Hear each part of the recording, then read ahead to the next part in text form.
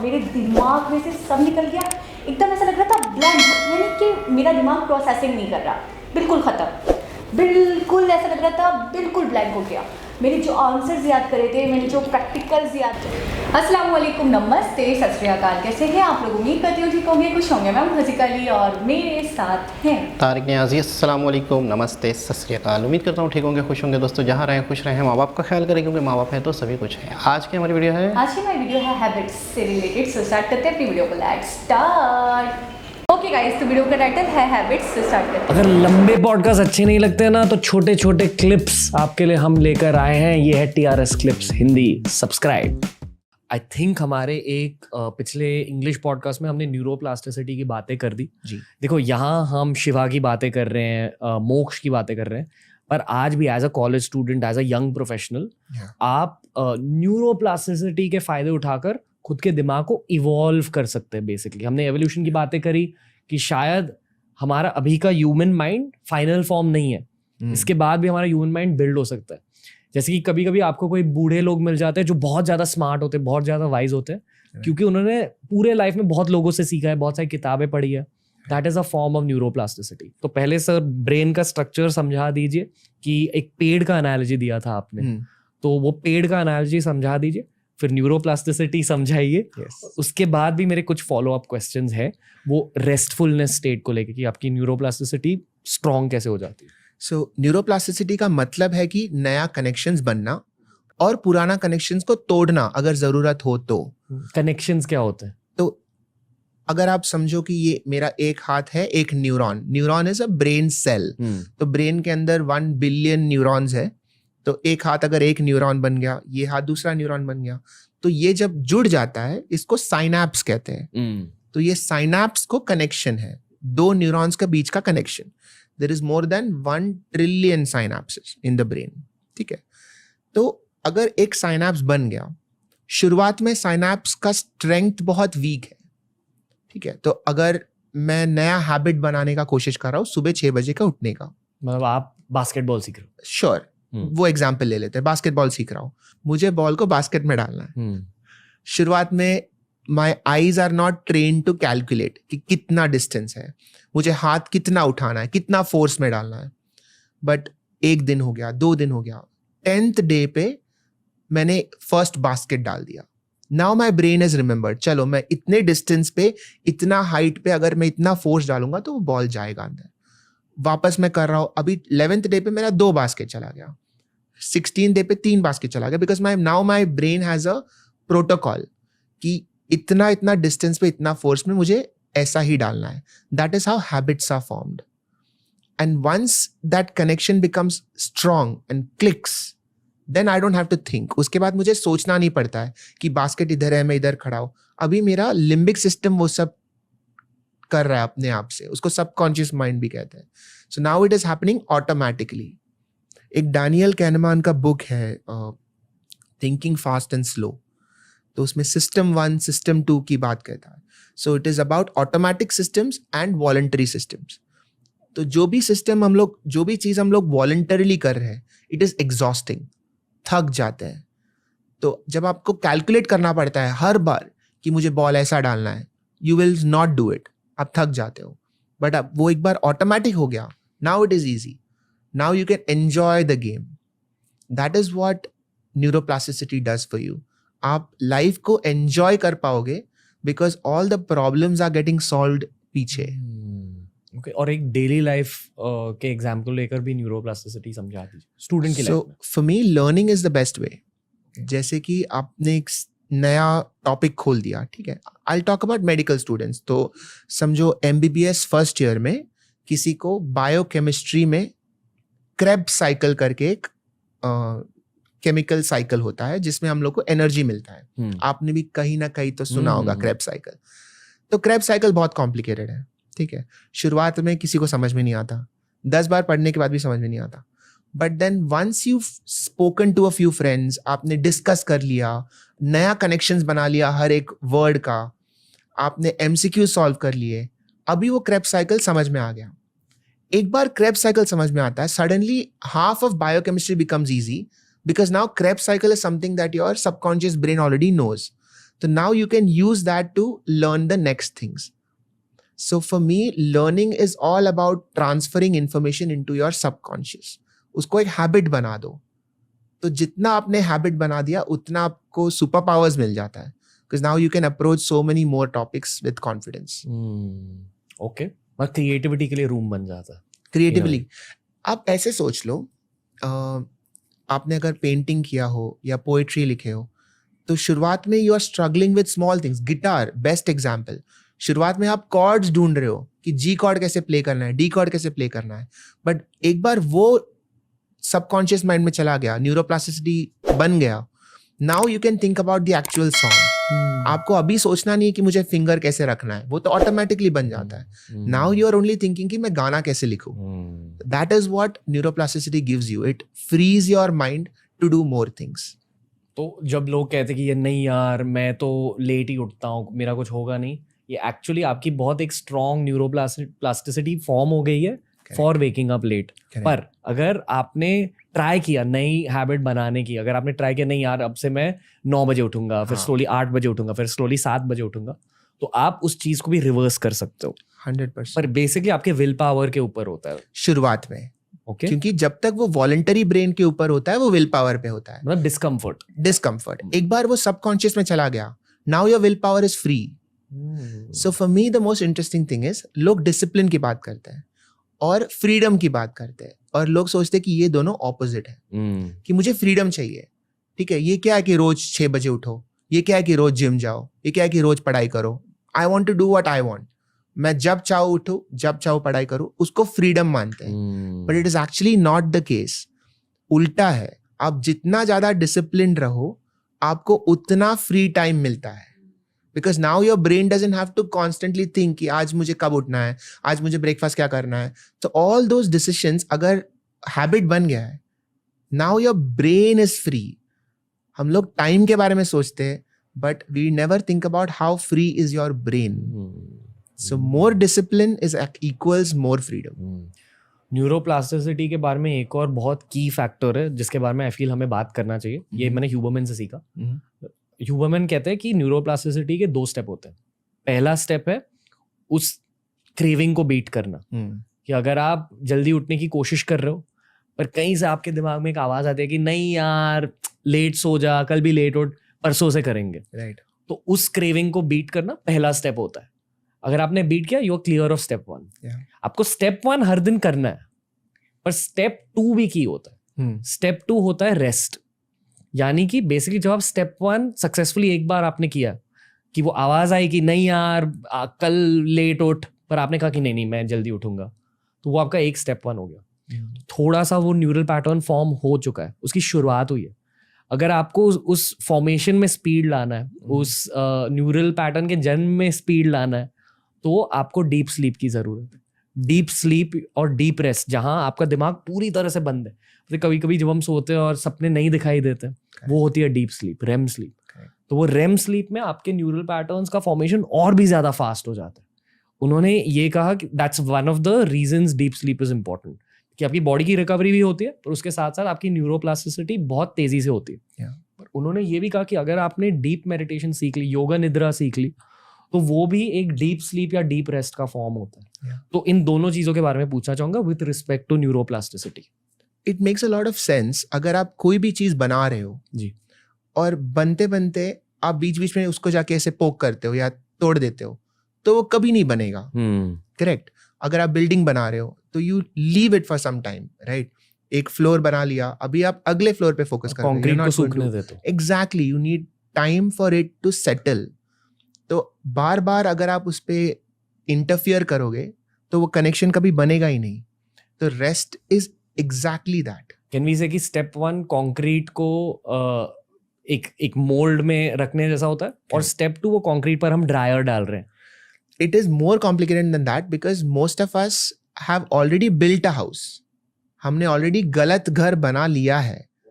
तो step 1 is जो गलत है उसको तोड़ना, विच इज पेनफुल. कंप्लीटली अगर नया चीज सीखना है, it's not that difficult, but we have already formed a habit कि मुझे 9:30 बजे उठना है. तो 3 स्टेप होते हैं. करेक्ट. पहला, पहले वाले घर को तोड़ना. तोड़ो. दूसरा, उसी मटेरियल से नए घर नया को बनाओ, बनाओ। और तीसरा उसे ड्राई करना, कंक्रीट को सेटल होने दो। तो फिर ये जो डीप रेस्ट का स्टेट होता है, इसके बारे में भी समझा दीजिए। Look at deep rest from the negative. Okay. Suppose deep rest नहीं मिला तो क्या होगा? You know, animals die if you don't let them sleep for 3 weeks. It is that important. It is literally a matter of life and death. Rest is important to survive. Why is that? Because अगर rest नहीं मिल रहा है तो your brain is always looking for threat. If you are not getting rest, that means that you are in a threatening environment. Simple सी बात है. क्योंकि आप अगर सो रहे हो तो you are telling your brain that you are safe. Correct? और आप नहीं सो रहे हो तो you are telling the opposite, that you are not safe. Why else would you be awake? Because you are not safe. आप अगर सो गए तो something can happen. So you are creating that story that you are not safe, you are not safe, you are not safe. कब तक आप वो negative threatening environment में जी पाओगे? This is a simple way of explaining. We are not going into the biochemistry. जब हम caveman होते थे तो हमेशा जानवरों का डर होता था कि यार यहाँ से लायन आ जाएगा, यहाँ से टाइगर आ जाएगा. Correct. तो अगर मान लो आपने कोई एकदम ऊंचा केव ढूंढ लिया, उसके पास एक पत्थर रख दिया तो कोई जानवर अंदर नहीं आ पाता. Correct. फिर आप शांति से सो पाते. Correct. Okay. So that is a simple way of understanding. थोड़ा सा अगर हम लोग बायोकेमिस्ट्री की तरफ गए तो कॉर्टिसोल करके एक हार्मोन है जो बुरी हार्मोन होती है, जो, हाँ, मतलब वो स्ट्रेस हार्मोन होता है. थोड़ा सा cortisol is good, you need that when you are studying for an exam. Cortisol will tell you कि हाँ, दिस इज इंपॉर्टेंट, याद रखो. But suppose you are not sleeping, what is going on is that your brain is constantly releasing more and more cortisol. आपका stress level बढ़ रहा है. Your brain is thinking that it is under attack. आपका immune system gets involved. Because attack कहाँ से भी आ सकता है? Is it a fever, is it an infection? तो ब्रेन में immune system gets affected and your hormone systems get affected, your blood pressure starts getting affected, आपका heart rate affect होता है, आपका ऑटोनॉमिक सिस्टम अफेक्ट होता है, फिर आपका अटेंशन अफेक्ट होता है, आपका थिंकिंग अफेक्ट होता है, and then it is a gradual decline. It is that serious. So this is all the things that happens in the opposite of rest. अगर आप रेस्ट करोगे तो all these things will not happen. You are in a constantly positive feedback that you are safe. You can let random networks connect. You can form new ideas. आपका creativity better हो जाता है. So all of those things are important. मतलब मान लो हम हमारे college में जब एग्जाम्स आ रहे होते हैं और आपको नर्वसनेस फील हो रहा होता है तो आपका कोई दोस्त कहता है कि नहीं यार हो जाएगा, हम सब पास हो जाएंगे. Correct. तो well rested body is like that good friend Yes. कि यार भाई चिल मार, तू बस न्यूरोप्लास्टिसिटी पे फोकस कर. Exactly. तो अगर एक दिन आपने नहीं सोया और you go and give an exam, sometimes that works. ठीक है, एक दिन का not sleeping is not going to kill you. It might work in your favor also. There are so many students who will study on the last day क्योंकि वो right time पे cortisol peak हो रहा है. ठीक है, मैं उनको कुछ नहीं बोल रहा हूँ. But जो chronically sleep deprived है, their body will suffer. Okay. ये न्यूरल पैटर्न स्ट्रेंथन होते हैं इसलिए क्योंकि आपके बॉडी को बेसिकली खुद का पेट्रोल मिल रहा है वो न्यूरो पैटर्न्स को स्ट्रॉन्ग करने के लिए. हाँ. बट अगर आपको बेसिक अंडरलाइंग मैसेजेस, अगर आपको हैबिट फॉर्मेशन जल्दी से करनी है, कोई भी हैबिट ले लो या कोई भी हैबिट को तोड़नी है, तो आपको बेसिकली स्लीप पर भी फोकस करना है और वो क्रेविंग को भी बीट करना है. Exactly. आप वो बिल्डिंग वाला एनालॉजी लेके चलो कि कोई भी नया हैबिट बनाना है, आप सोचो कि वो नया बिल्डिंग है और उसको बनाने के लिए तोड़ो, बनाओ और रेस्ट. तोड़ो, बनाओ, रेस्ट. TRS क्लिप्स हिंदी के इस क्लिप देखने के लिए थैंक यू दोस्तों. Love to you all. नीचे हमने लिंक किया है इस पूरे के पूरे पॉडकास्ट को, यानी पूरे एपिसोड को. उसके नीचे हमने लिंक किया एक ऐसी प्लेलिस्ट को जिसे देखकर आपको बहुत मजा आएगा.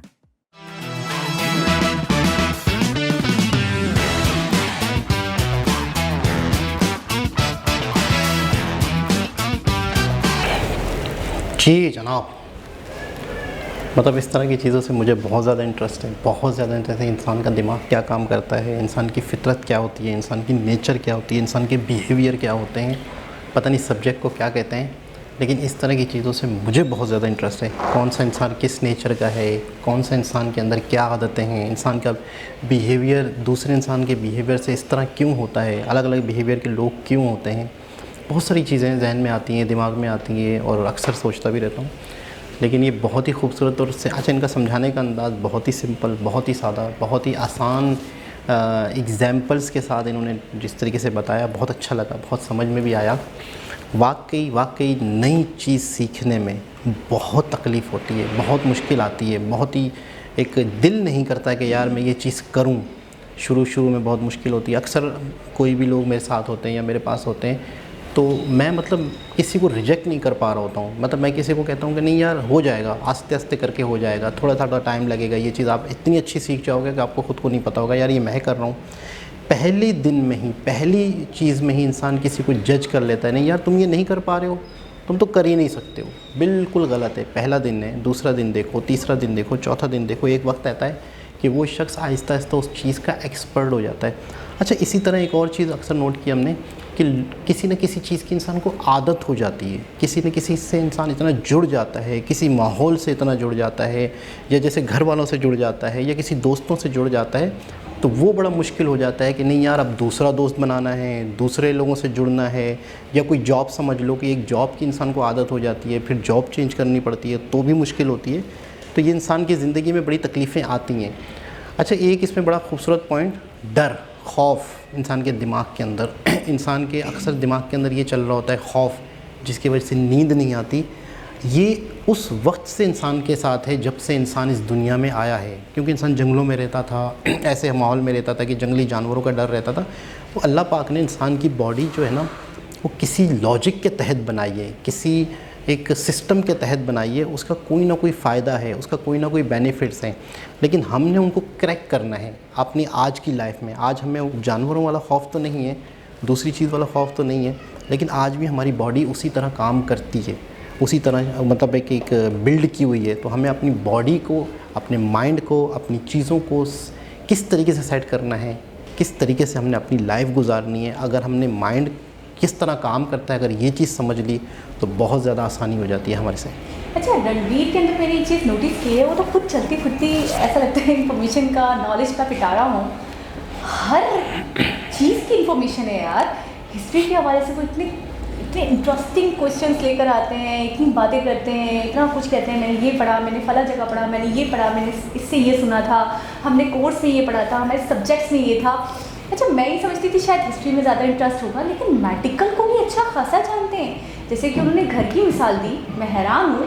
उन्होंने कहा कि मुझे किसी ने बताया था कि इसके 2 फैक्टर्स होते हैं, कि एक तो नया घर जो बनाया है, यानी कि एक घर बनाना, जैसे कि उन्होंने अभी बाद में समझाया कि 3 फैक्टर्स हैं, लेकिन पहले उन्होंने कहा, और डीप स्लीप, ठीक है, यानी कि कोई भी हैबिट को आप अपनाते हो, जैसे कि उन्होंने मिसाल दी कि सुबह में उठने की, जल्दी उठने की हैबिट। तो जैसे कि आपको फर्स्ट डे जो होगा तो उस दिन तो आपको बहुत अड़चन आने वाली है, आपको बहुत परेशानी होने वाली है। जैसे कि आप अगर 10 बजे उठते हो और आपको 6 बजे उठना है, तो फिर आपका माइंड आपको बार बार कहता है, बड़े अच्छे लालच देता है, यार छोड़ो आज नहीं उठती हूँ, कल उठ जाऊँगी।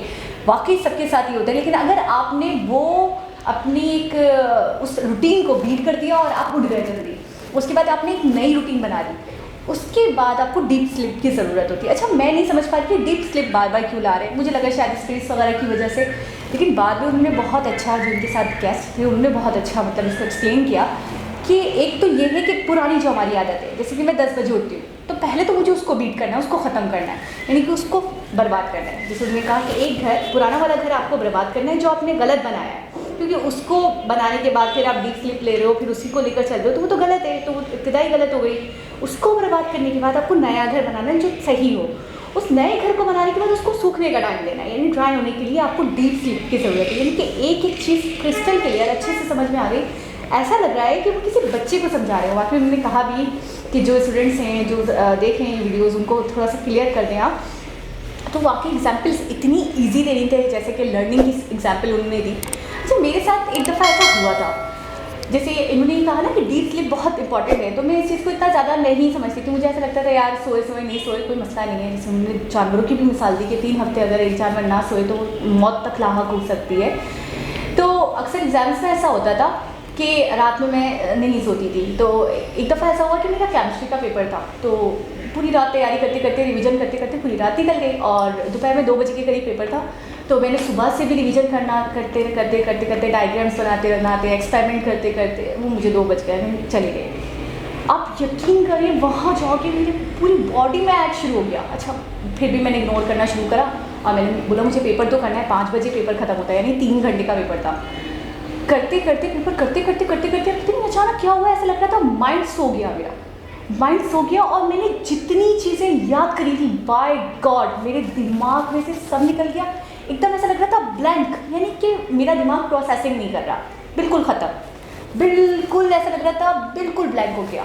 मैंने जो आंसर्स याद करे थे, मैंने जो प्रैक्टिकल्स याद करे थे, मैंने जो बैलेंस इक्वेशंस याद करी थी, कहाँ क्या लगाना है कहाँ क्या लगाना है, मैंने जो लेबलिंग डायग्राम्स याद करी थी, अब वो सब रट्टा था। लेकिन माइंड इतना थक चुका था मेरा कि मैं कुछ भी नहीं लिख पाई। और फिर उसके बाद मुझे बहुत अफसोस हुआ। उसके बाद मैंने जब वजह तलाश की तो मुझे ऐसा लगा कि मैं बहुत रेस्टलेस हो गई थी। मैंने जाहिर सी बात है स्लीप नहीं ली थी। उसके बाद मैं जाकर जब पेपर दे रही थी और मैं समझ रही थी मेरे अंदर बड़ी हिम्मत है, मैं आकर सो जाऊँगी, तो उसकी वजह से ऐसा लग रहा था कोई एक बहुत ही अजीब हो रही सी चीज़ हुई। ऐसा मेरे साथ कभी भी नहीं हुआ था। तो आज उन्होंने बताया कि डीप स्लीप कितनी ज़रूरी है, कि आपको सोना ही सोना है, आपको लाजमी सोना है, आपको रूटीन के साथ। एक और चीज़ उन्होंने बहुत अच्छी बताई कि हम ये सोचते हैं कि फ्रीडम ये है कि हम रूटीन को फॉलो ना करें। हम 6 बजे क्यों उठे, हम 10 बजे उठे हैं यार, हमें फ्रीडम चाहिए, मैं जब चाहूँ जो करूँ। लेकिन वाकई बहुत गहरी बात है कि जब आप डिसिप्लिन से चलते हो तभी तो आपको फ्री टाइम ज़्यादा मिलता है, तभी तो आपको अच्छा खासा टाइम मिलता है, क्योंकि आप हर काम वक्त पे कर रहे होते हो, हर काम वक्त पे कर रहे होते हो। उसके बाद आपका फजूल का वक्त ज़ाया नहीं होता और उसके बाद आपके पास टाइम ही टाइम होता है, आप दूसरे काम भी कर सकते हो। तो मैं ये कहूँगी बहुत सारी चीज़ें तो ऐसी हैं कि आपके सामने आप उसको समझ सकते हो, लेकिन आप फिर भी नहीं समझते हो, आप बिल्कुल बेवकूफ़ों की तरह बस वजह तलाश करते रहते हो। इससे पहले मुझे न्यूरोप्लास्टिसिटी, पता नहीं मैं सही बोल पा रही हूँ कि नहीं बोल पा रही हूँ, का बिल्कुल भी इल्म नहीं था, लेकिन आज मुझे वर्ड टू वर्ड समझ में आ गया डेफिनेशन क्या है, क्या होता है, किस तरीके से प्रोसेस करता है, क्या पैटर्न है, सब कुछ क्लियर। और अक्सर मैंने ये भी सुना है कि डीप स्लीप नाइट में ज़रूरी है, मतलब इसकी भी एक लॉजिक है। इस वीडियो में ज़्यादा इस पर जिक्र नहीं किया गया, सिर्फ डीप स्लीप पे। लेकिन मैंने ये सुना है कि जब कुदरत ने रात बनाई है उस वक्त इंसान का सोना और जब सूरज निकलता है उस वक्त उठना, ये मैंने सुना है कि इसका भी बहुत ज़्यादा, और असल डीप स्लीप आपको रात को ही आती है। अच्छा, ये कंप्लीट भी नहीं थी ना, मुझे ऐसा लग रहा था कि कंटिन्यू उसकी वीडियो वो बात करेंगे इससे भी, लेकिन असल में इन्होंने तो छोटी सी वीडियो कट ऑफ करी हुई थी और उन्होंने कहा भी मैंने लिंक दिया है कंप्लीट वीडियो को, तो आप चाहें तो वहाँ देख सकते हैं। मैं तो पूरी कंप्लीट देखने वाली हूँ क्योंकि मुझे बहुत इंटरेस्ट हो गया इस वीडियो में। तो ये है कि डीप स्लीप्स कहते हैं कि रात को सोना ज़रूरी है और रात को ही आपके न्यूरॉन्स जो हैं या आपकी बॉडी जो है वो बिल्कुल रिलैक्स फील करती है और बॉडी बनती है, नए सेल्स बनते हैं। इतना तो सुना था, लेकिन वो सेल्स किस तरह काम करते हैं इसमें ज़्यादा पता चला। और दूसरी चीज़ ये है कि मेन चीज़ ये है कि इंसान अक्सर नई चीज़ सीखने में तकलीफ़ महसूस कर रहा होता है, तो आज हमें पता चला क्यों तकलीफ़ महसूस कर रहा होता है। थोड़ा सा अपने ऊपर ज़ोर दे दे इंसान, थोड़ा सा अपने आप से लड़ ले, तो एक वक्त ऐसा आता है कि इंसान। अच्छा, हमारे यहाँ उर्दू का एक बहुत प्योर वर्ड है लाशऊर, जिसको ये सबकॉन्शियस माइंड भी कह रहे थे, और इसको मैं और थोड़ा सा क्लियर कर दूँ, गैर इरादी तौर पे कुछ चीज़ें हमसे गैर इरादी तौर पे भी हो जाती हैं। मतलब आपको बाद में फील होता है यार ये मैंने क्या कर दिया, मुझे ये तो नहीं करना चाहिए था इस शख्स के साथ। जैसे कि मैं बहुत सिंपल एग्जांपल देती हूँ आपको कि आप पूरा दिन एक बंदे का नाम लेते हो। जैसे फॉर सपोज मैं इनके साथ ज़्यादा रहती हूँ तो मैं तारीख। अब कल मेरे घर में मेरी मामी आई, मैं उनको कह रही हूँ तारीख, तो मतलब ये लाशऊरी तौर पर, गैर इरादी तौर पर हो जाता है। कभी कभी मैं आप ही का बहुत ज़्यादा नाम लेती हूँ अपनी बड़ी सिस्टर का। अब मैं हर वक्त आप ही करती रहती हूँ, तो मैं पापा को कह देती हूँ आप ही। तो मैंने ये देखा कि हमारे माइंड के वो जो न्यूरॉन्स का पूरा सिस्टम बता रहे थे, वाकई ऐसा है कि हमारे माइंड में एक चीज़ छप जाती है तो आप लाशऊरी तौर पे वो नाम, वो चीज़ कर देते हो, वो एक्ट कर देते हो, वो बात बोल देते हो, वो सेंटेंस अदा कर देते हो जो नहीं भी करना होता है। फिर आप बाद में सोचते हो यार ये शख्स तो ये नहीं था। तो ये होता है एक चीज़ मेरे जहन में 2-3 मरतबा भी आई है, लेकिन अक्सर मेरा दिल करता है, वीडियो तो बहुत लंबी हो जाएगी लेकिन बात बहुत इंटरेस्टिंग है, कि अक्सर बहुत सी चीज़ें आज हम करते हैं, एक दूसरे से जब मिलते हैं, हाथ मिलाते हैं या यूँ करते हैं, मैं अक्सर सोचता हूँ यूँ क्यों करते हैं, मतलब इसकी क्या लॉजिक है, ये सदियों पुरानी चीज़ होगी कोई ना कोई। तो मुझे ऐसा लगता है, मेरा दिल करता है कि कभी मेरी इनसे मुलाकात हो, या इस तरह से हिस्टोरिकल लोग हमारे यहाँ तो पैदा ही नहीं होते जितनी नॉलेज वाले लोग, इतनी कुछ पता हो। मेरा बहुत दिल करता है कि मैं ये चीज़ किसी से पूछूं।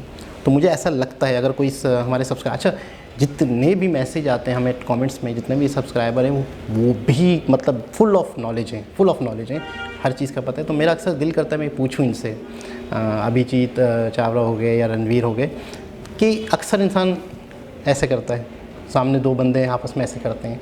अच्छा, अब जैसे हम कोई शख्स मुझसे पूछता है कि आप कल आओगे, तो मैं कहूँगा हाँ कल आऊँगा, तो मैं ऐसे करूँगा।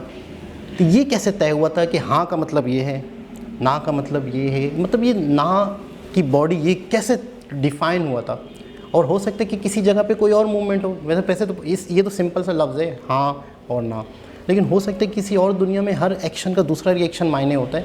तो अक्सर मैं सोचता हूँ कि जैसे हाथ ऊपर किए हुए हैं, तो मुझे ऐसा लगता है, मेरा अपनी एक सोच है कि शायद किसी ज़माने में दुश्मनदारियाँ बहुत थी, जंगलों में इंसान रहता था, एक जंगली दूसरे जंगली का दुश्मन था, तो उसने हाथ में कोई औजार लिए होंगे, पीछे छुपाए होंगे।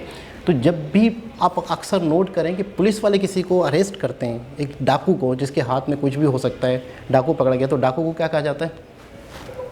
हाथ ऊपर कर लो, यानी देखा जाता है कि उसके हाथ में तो कुछ नहीं है, फिर पुलिस वाले करीब आते हैं।